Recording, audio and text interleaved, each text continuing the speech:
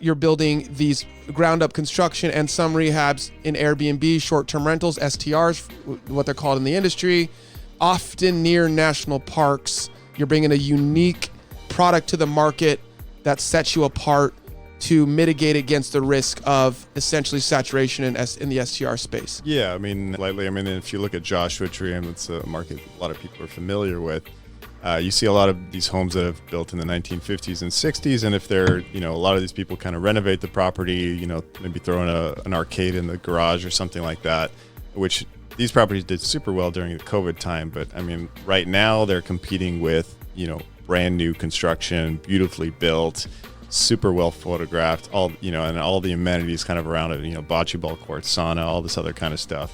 So if those properties that I just mentioned, that's in the top 5%. The 1950s, 1960 builds, that's like in the middle 80%. So it's people see these articles on Airbnb's dead and nobody's making any money.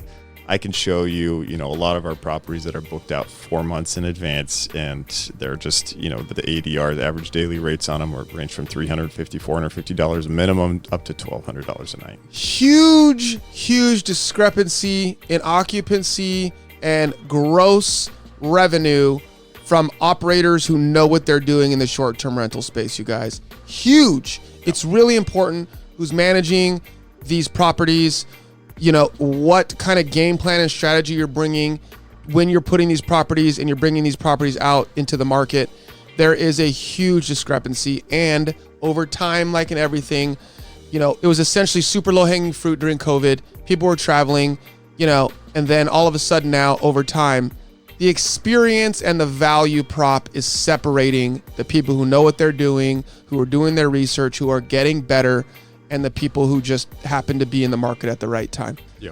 All right. I own some. That wasn't well said, but I think you guys get the point. You reiterated it very well. We didn't mention this, but I also own some management companies, 2 long-term management companies, one in Riverside, one in Yucca Valley, and then a short-term rental management company in Big Bear called Big Bear Boarding.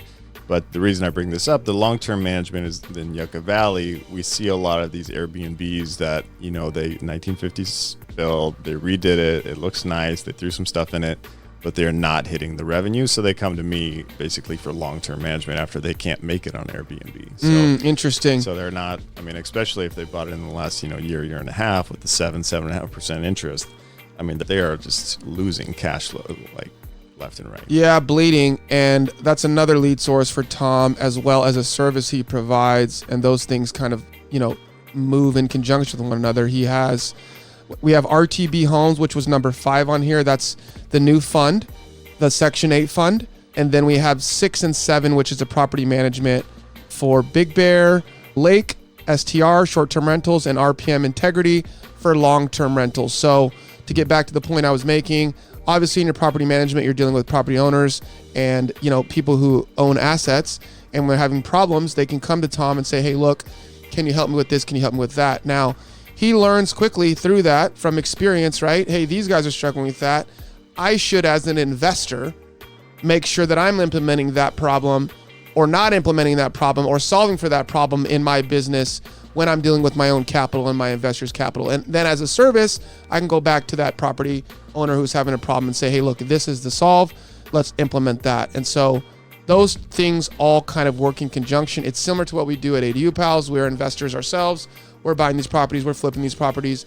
We are doing the development. We're building. So when we learn something new, we're able to give that to our customer. Incidentally, we call them Tom and Sally homeowner, that, hey, look, you should build it this way because of this, this, and this, and this. We've already taken that hit or learned that thing. We can then pass that information to our customer, help them get there faster, cheaper, better, and it's a win for everyone. We lead with that. We tell people all the time, we're investors first. We don't try to hide it. Huge value that you do. Similarly on the agent side, agents pretty much all charge the same thing, right? The 2.5% or 2%, 3% on one side. And that's the guy who does $500 million a year and the guy who just started. They're charging the same thing. So if they're looking at you and you're charging the same, in the same range as another construction company, but you have all this experience kind of in San Diego and what can work, what can't work, 100%, they got to work with you, right? I agree, Tom. Just gotta you guys listen to Tom. Just listen to Tom. All right. ADUpals.com. ADUpals.com, baby.